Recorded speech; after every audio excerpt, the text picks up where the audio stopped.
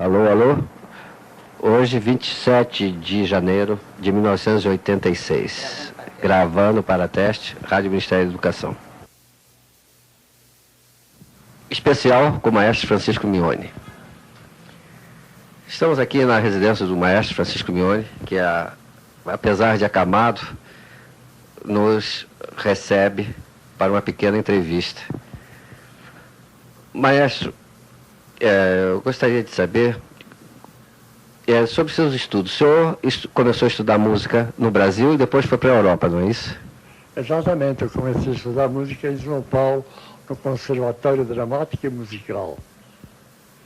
Depois fui à Europa e completei os meus estudos de composição. Mas os meus estudos principais foram feitos no Brasil, com o maestro Cantu, em São Paulo. E o senhor veio para o Rio quando? Eu vim para o Rio em 1933.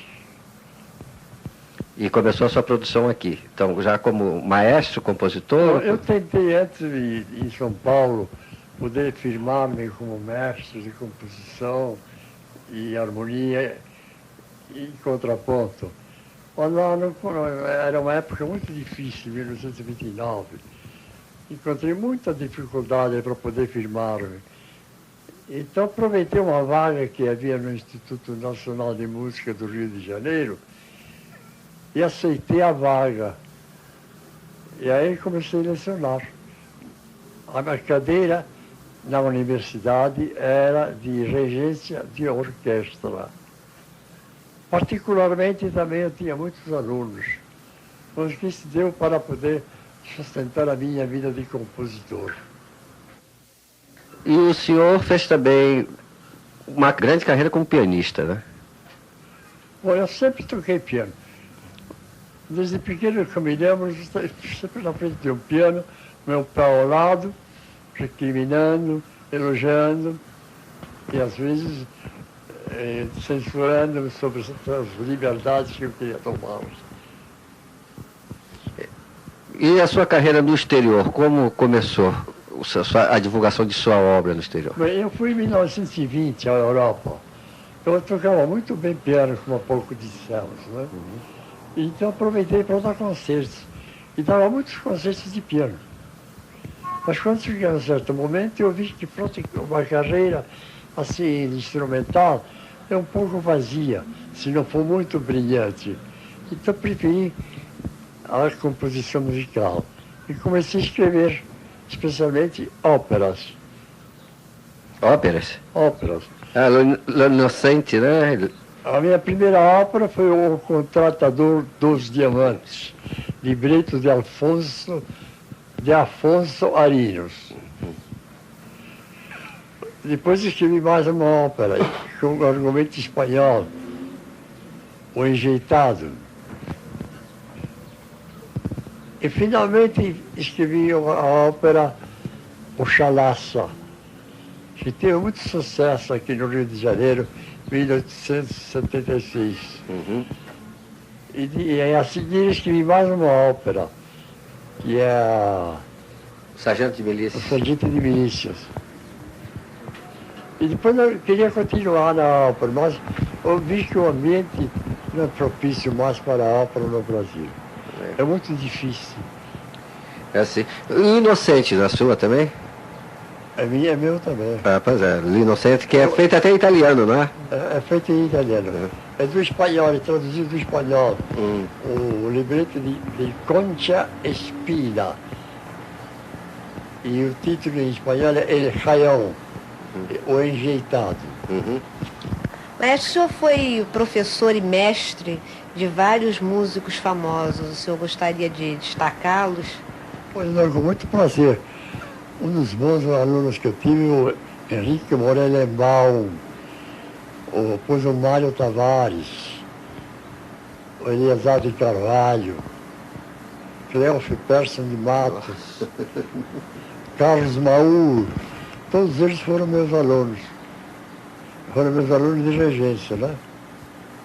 Naturalmente aproveitei a classe de regência para dar também aulas de música, sobre composição, contraponto e outras coisas mais.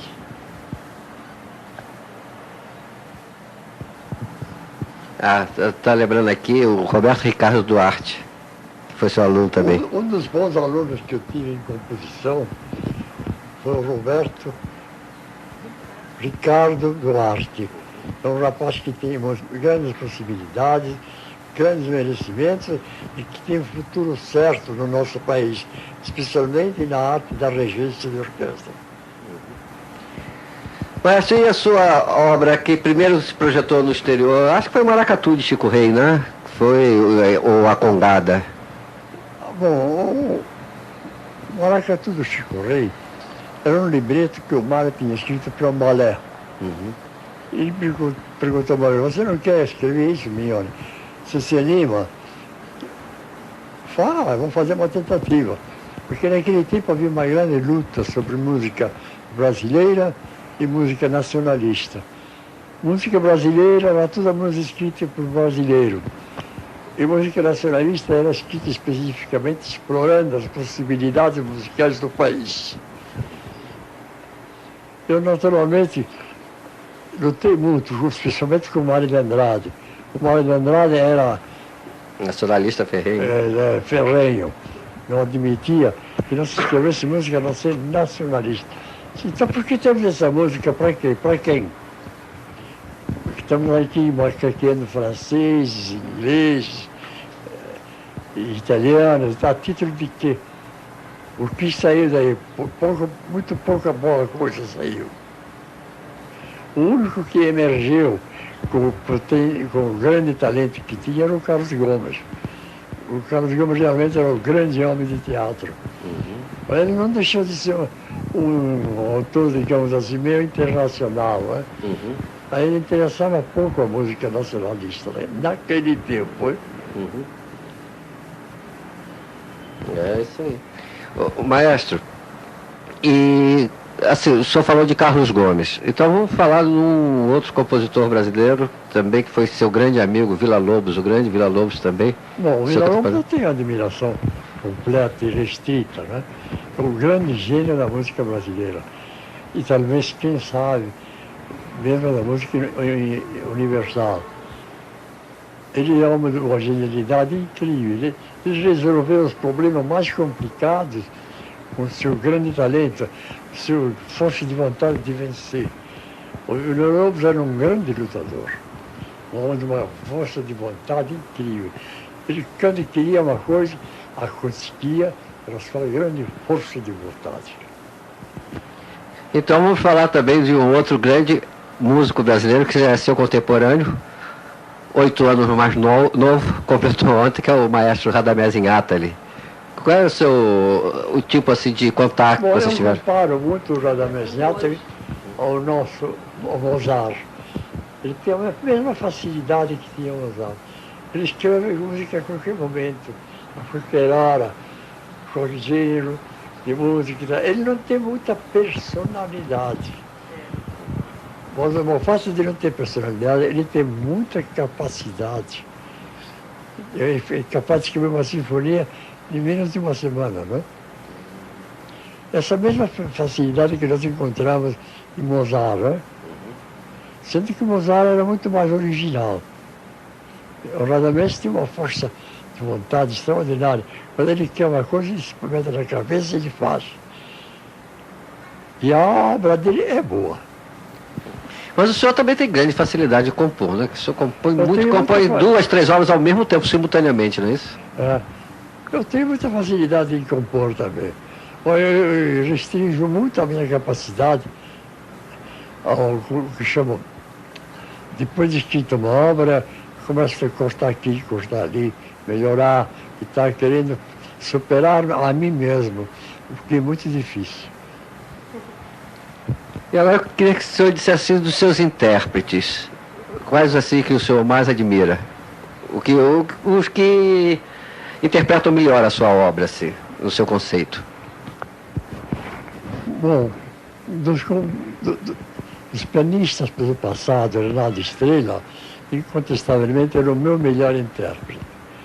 ele realmente se integrava na minha obra, e não só isso, me estimulava em escrever. Sobre o estímulo de Arnaldo Estrela, eu devo ter escrito mais ou menos umas 30 obras. O senhor gosta também muito de improvisar, né, no piano, fazer músicas assim, improvisos. Bom, improvisar, sim, claro. Especialmente imitar Nazaré. Eu tenho muita facilidade em imitar Nazaré. E foi por isso que eu fiz muitos arranjos sobre a música de Nazaré. Porque, incontestavelmente, o Nazaré é o desbravador da música brasileira. A música nacionalista, claro. Maestro, e o encontro do senhor com a Madalena Talhaferro, que encontramos o senhor no concerto dela do Teatro Municipal? Gostaria que o senhor falasse um pouquinho dela. Bom, há coisas na vida que a gente só explica com uma palavra: milagre. Madalena Talhaferro é um milagre, e antes do milagre a gente tem que entregar os pontos. E de sua esposa, Maria Josefina, que tem se dedicado só a divulgar sua obra, só a gravar sua obra como pianista, ela virou a intérprete do Maestro Mignone, né? Realmente ela é a minha intérprete. Ela tem uma sonoridade muito bonita, muito capaz, assimila bem o que eu digo, consegue dar interpretações pessoais muito bonitas, e ela está sempre pronta a divulgar a minha obra. Agora ela tem 12 valsas recentes para piano que ela irá apresentar na primeira oportunidade. Primeira mão para os ouvintes. Maestro, e seu contato assim fora do mundo erudito, dito erudito, né, da música, com a música popular, o senhor fez a região para filme, né? Bonequinha de Seda, eu sei que a regência foi sua. Há muito tempo, né? Há muito tempo, o senhor era moço, mas foi uma fase de sua vida, né? Uma fase da minha vida. Eu escrevi muitos filmes, música para filme. Eu devo ter escrito mais ou menos 12 músicas para filmes. E para teatro também o senhor fez, não fez? Para musicais, com Gilda de Abreu, Vicente Celestino. Com Gilda de Abreu colaborei muito. Agora, eu acho a música popular brasileira muito boa, muito bonita, muito agradável. Ela tem uma personalidade já forte, tem uma característica muito forte. E eu confesso que gosto de música popular. A música popular de boa qualidade eu aprecio muito. E o senhor destaca algum compositor nesse campo? Bom, o Tom Jobim, sem dúvida, no momento é o melhor deles todos. Sem fazer, naturalmente, objeção aos outros. Aceito também, mas o Tom Jobim, sem dúvida, é o compositor que mais representa a música popular brasileira. E maestro, e dos músicos brasileiros atuais, dos novos compositores na música erudita, quais o senhor destaca assim? Nós temos agora muitos talentos musicais que estão emergendo, estão se impondo e tal. Eu aprecio muito o Cláudio Santoro, gosto muito do Marlos Nobre, o Ricardo Tacuchão, o Guerra Peixe, o difícil Guerra Peixe, né? É um tão difícil, tão complicado, que inventa de complicações toda hora. Em todo caso, para mim, ele é um grande compositor. É um sujeito que sabe o que quer, conhece música e pode ensinar música a muita gente. Bom, vamos encerrar aqui a nossa entrevista com o Maestro Mignone, agradecendo muito a atenção dele, que apesar de acamado, nos atendeu prontamente, e deixar agora os nossos microfones para a sua mensagem para os nossos ouvintes. Eu sei que depois de mim, quem vai falar é a minha esposa. Eu tenho certeza que ela sabe perfeitamente exprimir o que sente, vai dizer a vocês o que ela acha da minha música e que eu também acho. Acabamos achando que a minha música vale a pena de ser tocada. Muito obrigado, maestro. Obrigada, maestro. Bom, então vamos entrevistar agora Maria Josefina Mignone, a esposa do insigne maestro compositor Francisco Mignone. A primeira pergunta, Josefina, é como você teve contato com a música do Mignone? Bem, ainda muito criança no conservatório em Belém, eu já conhecia as valsas de esquina, já vivia inebriada com aquelas belíssimas melodias que o Mignone cria. Então eu já senti uma grande afinidade com a música do Mignone. E realmente eu já tocava, já me apresentava desde criança tocando Mignone. Sem nunca imaginar que mais tarde eu poderia realmente conhecer o compositor, né? E como aconteceu esse encontro? Agora, a gente fica pensando que realmente existe um destino. Porque eu vir de Belém e conhecer Mignone aqui no Rio, né? Afinal de contas, uma pessoa de uma terra tão distante, que nos faz crer que existe algo muito mais poderoso que rege as nossas vidas. E como é que foi esse encontro, esse primeiro encontro com Mignone? Bom, realmente eu tive um contato anteriormente com a esposa dele, que foi com quem eu estudei iniciação musical, fiz cursos com ela, especialização e tal. E uma vez eu vim aqui ao apartamento com um grupo de colegas para naturalmente assistir uma aula e ter contato com ela, né? E nessa ocasião eu vi Mignone. E fiquei realmente, como todas as minhas colegas, fiquei encantada com ele. Naturalmente, assim, uma impressão muito forte que eu tive. E me passou pela cabeça um pensamento que até acho que não foi leal com a dona Lídia. Porque eu pensei assim, mas que coisa, como eu gostaria de ser casada com esse homem. Achei esse homem maravilhoso, ele foi ao piano tocar bar. E eu fiquei super impressionada com a facilidade, com aquele grande talento que ele tem. Mas ele nem me olhou nesse dia. Eu estava no meio das outras colegas, não me olhou. Eu saí fortemente impressionada com esse pensamento, que como seria maravilhoso se eu pudesse casar com ele. E se um dia, se realmente eu casasse com ele, eu acho que eu ficaria adorando ele sempre, né? Então você imagina a força que é o pensamento, né? Que coisa. Exatamente. Esse foi o primeiro encontro que eu tive com ele. E o segundo? Depois, eu já estava, naturalmente, estudando com a dona Lídia, no conservatório e tal, quando ela faleceu no desastre de avião. E, em seguida, em 63, o Mignone deu uma aula inaugural na Academia Lourenço Fernandes, onde eu ensinava. Eu era professora de crianças e ensinava piano também. Nesse dia, a Helena Lourenço Fernandes, que era a diretora, insistiu muito que eu fosse assistir a aula. Mas eu estava tão sem vontade, eu não queria ir, estava assim, sabe, sem vontade de me arrumar, sem vontade de nada, sem animação nenhuma.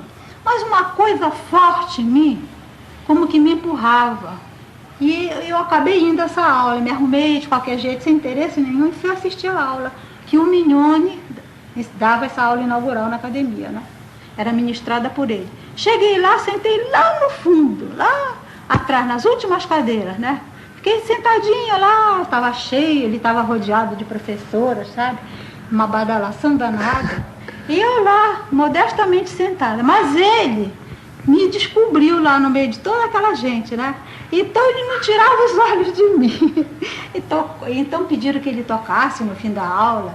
Ele foi ao piano, tocou a valsa número 8, a valsa número 5, mas sempre olhando para mim, um interesse enorme.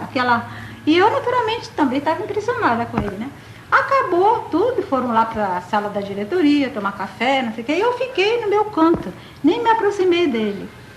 Mas aí entra outra vez o destino, que eu acredito que existe. No final, eu me dirijo, era na Avenida Rio Branco, a Academia Lourenço Fernandes, eu me dirijo para o elevador, para ir embora. Um elevador grande.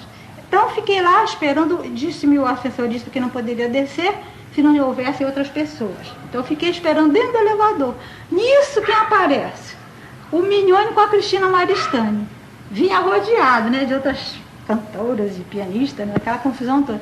E eu estava lá, e quando ele entrou e me descobriu, aí disse, não sei o que, eu já lhe conheço, não sei de onde, tá? Eu disse, maestro, é da casa, da sua casa. Uma vez eu fui lá tocar, fui assistir a aula da sua esposa, da dona Lídia e tal. ficou puxando conversa comigo no elevador e não deu mais nem atenção para Cristina Maristany, ficou de lado, todo mundo de lado, ele só via mim, né? Então, ó, o elevador chegou embaixo, ele perguntou, para onde que você vai? Eu falei, vou para Copacabana. Ah, que coincidência, eu também vou. Saímos juntos. Fomos tomar o ônibus juntos, e daí ele não se desgrudou mais de mim. Bom, ficaram juntos até hoje. É verdade. E Há quantos anos já que vocês vivem juntos? Casamos em novembro de 64. Uhum. Viu? Quer dizer, já tem 21 anos. 21 para 22, né? Um bom pedaço da vida juntos já, né? Agora eu queria que você falasse como intérprete, grande intérprete, que você se dedicou, agora praticamente só se dedica à obra de Mignone, né? Bem, eu acho o seguinte, se eu tenho essa possibilidade de conviver com um compositor, eu acho que tocar Chopin, tocar Beethoven, tem tantos pianistas que tocam muito, bem maravilhosamente, monstros sagrados, então eu não teria chance nenhuma eu nunca iria aparecer como intérprete de Beethoven, nem intérprete de Chopin, você não acha? Eu acho que a minha chance maior, minha obrigação realmente, é de estudar a obra dele, com a possibilidade de tê-lo ao meu lado, me orientando. Eu acho que realmente isso foi uma dádiva de Deus para mim. E eu não vou desprezar uma coisa, eu não vou deixar de estudar Mignone para estudar outro compositor. Embora eu adore Schumann, adoro os românticos, modernos, mas eu acho que eu devo trabalhar a obra dele. E o lado da personalidade do Mignone que mais assim te encanta? Olha, o Mignone realmente, ele é um gênio não só na música, mas como ser humano também. Porque nesses 21 anos que eu conheço, eu não vejo nele, sinceramente, eu não vejo assim uma coisa, assim, por menor que seja, que eu possa dizer que ele tem um defeito, que seja assim uma coisa que não seja só para elogiá-lo. Com o Mignone eu aprendi muito. Eu acho que eu cresci, amadureci muito, porque conviver com uma pessoa como ele, eu acho, como eu disse há pouco, é uma dádiva de Deus. Porque eu só aprendi o que é de melhor, não só mesmo nas minhas atitudes, meu amadurecimento emocional, artístico, humano, em todos os sentidos, eu acho que eu aproveitei muito. Todos esses anos eu só posso agradecer a Deus ter podido conviver com uma pessoa da capacidade dele. E você, como intérprete, sente que a música dele passa esse lado da personalidade? Como intérprete, naturalmente, eu acho que todo intérprete é um pouco egoísta, né? Porque o intérprete, ele estuda a obra do compositor, mas depois a obra pertence ao intérprete, não é mesmo? Se não fosse isso, então todo mundo tocaria igual. E ele sempre me deu uma certa liberdade de eu interpretar a minha maneira. Porque, por exemplo, ele toca de um jeito, mas eu jamais seria eu acho que é melhor a pessoa ter algo de si que não seja muito bom do que ser uma cópia de outra pessoa. E isso não poderia ser realmente uma cópia. É claro que o clima da obra, eu acho que eu peguei muito bem. Agora, há certas coisas, mesmo eu sendo mulher, que a minha interpretação é mais feminina. Isso não poderia deixar de ser, né? Certo. Eu acho que eu já tenho ouvido, inclusive, as valsas de esquina tocadas pelo Moreira Lima, pelo Souza Lima, pelo Arnaldo Estrela, pelo próprio Mignone, e cada um dá a sua contribuição. Todos, naturalmente, uma impressão de beleza, mas com a sua contribuição, com a sua assinatura.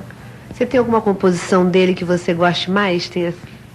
Você sabe, falando em composição, eu tive a coragem de escrever uma canção Francisco Mignone, para 4 vozes, sabe?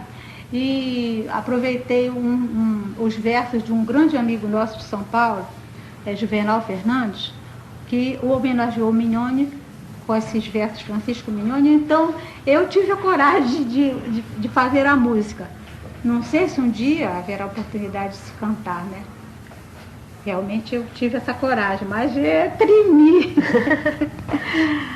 Tem gravação dela? Não, imagina. Você, mas não gravou nem nada? Não. Você só fez a composição? Já foi cantada por um grupo coral aí, sabe? Mas muito informalmente. Não foi assim uma coisa... Foi um grupo amador, né? Mas foi uma coisa escrita com o coração. Eu acho que eu coloquei naturalmente a harmonização que eu senti. E das composições do Mignone, tem alguma que bom. Das composições do Mignone, eu sou apaixonada por todas. Agora, eu tenho a minha grande paixão, que é o concerto para piano e orquestra. Eu acho que realmente é uma grande obra, comparado aos concertos de Brahms, aos dois grandes concertos de Brahms, o concerto do Mignone, eu acho que se compara em grandiosidade, sabe? Como se pode dizer, a genialidade da obra, né? Eu acho que foi naturalmente estou falando a parte pianística, né? Estou falando a outra parte orquestral. A parte pianística, eu acho que esse foi o grande voo do Mignone, esse concerto para piano e orquestra, o único que ele escreveu. E das valsas que você gravou, tantas? Valsas, olha, Laura, você sabe, ele já gravou ele já escreveu mais de 60 valsas. Só agora, ultimamente, só valsas brasileiras, escreveu 24. Sendo que as 12 últimas, que eu tenho em manuscritos ainda, estou trabalhando para gravar, realmente eu acho que são as últimas obras que ele escreveu. Naturalmente, todo mundo sabe que ele está doente, e eu acredito em Deus que ele voltará a escrever. Mas até agora foram as últimas obras que ele escreveu. E cada uma apresenta uma característica diferente. E a gente sente assim uma nostalgia, não sei explicar. Aliás, as valsas dele todas têm essa nostalgia, você não acha, não? Sim, são bem nostálgicas, é bem o espírito brasileiro, que é nostálgico, né? Exatamente. Embora sejam coisas assim, valsa, de tempo de valsa, mas tem aquela profundidade. Mas profundamente brasileiras, não tem nada de... não tem... É verdade. Certo. Mas essas últimas valsas brasileiras que ele escreveu, eu já sinto assim uma diversificação da obra, sabe? Já não é... Já tem até um pouco de valsa francesa, algumas valsas francesas, sabe? Algumas parecem assim uma improvisação. Eu sinto cada uma diferente. Mas das obras dele que você gravou, qual a que mais te fala o coração?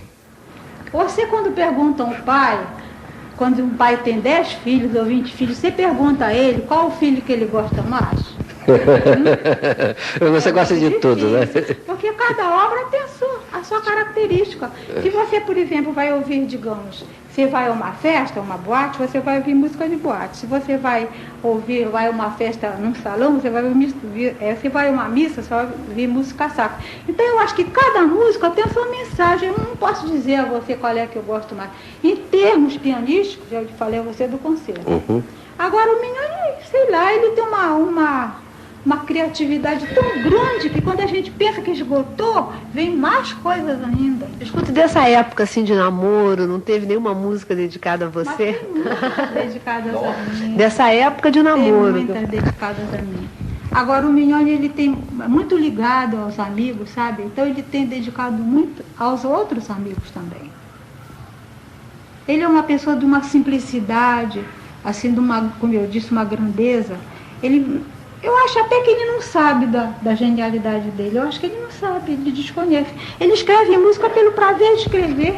Será que ele não sabe que ele é o maior compositor vivo do Brasil? Não sabe, não. Eu acho que ele não sabe porque ele é de uma humildade tão grande que ele não dá valor. Você sabe que agora, ultimamente, que ele está doente, eu andei arrumando a obra dele aqui na nossa casa, né? Estava tudo espalhado, ele nunca deixou eu arrumar nada. Sempre ele disse que as coisas dele só ele que podia mexer. Então era uma bagunça tal, uma desordem tal, que não entendia mais nada.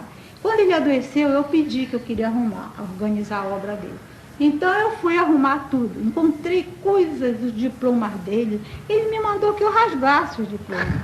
Encontrei músicas, manuscritos dele, ele me mandou que eu rasgasse, e alguns ele rasgou e colocou na lixeira. É por isso que eu digo que ele não sabe o valor da obra dele, que é...